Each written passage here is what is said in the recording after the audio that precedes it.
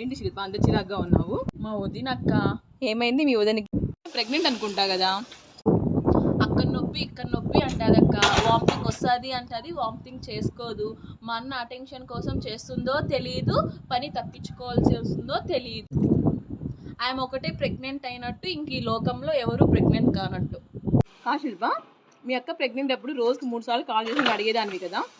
సరే, ఒకవేళ నువ్వు అన్నట్టు మీ అక్కది ఐవీఎఫ్ ద్వారా ప్రెగ్నెన్సీ కాబట్టి ఎక్కువ కేర్ తీసుకోవాల్సి వచ్చింది అనుకుందాం. ఒకవేళ మీ వదిన వర్కింగ్ కదా, so working plus pregnant, gestational diabetes ఉన్నట్టుంది కదా, అంటే ప్రెగ్నెన్సీలో షుగర్ ఏమి వచ్చినట్టుంది కదా మీ వదినకి, థైరాయిడ్ కూడా ఉందనుకుంటా.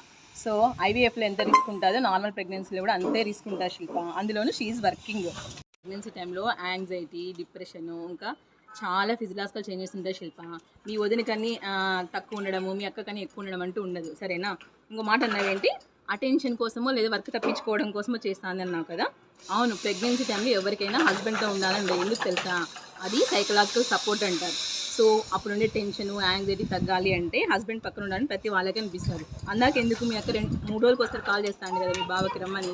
చూడు శిల్ప, కడుపుతో ఉన్న కూతురు ఒక రకంగా, కోడలు ఒక రకంగా, మన అక్కను ఒక రకంగా, వదిన ఒక రకంగా మనం చూడొచ్చేమో కానీ ప్రెగ్నెన్సీలో వచ్చే హార్మోన్స్ కానీ, ఫిజియలాజికల్ చేంజెస్ కానీ, మెంటల్ చేంజెస్ కానీ, అవి అన్నిటికీ అందరూ సమానమే. అక్క అయినా, వదినైనా, కూతురైనా, కోడలైనా. ఇంత దూరం ఆలోచించలేదక్క.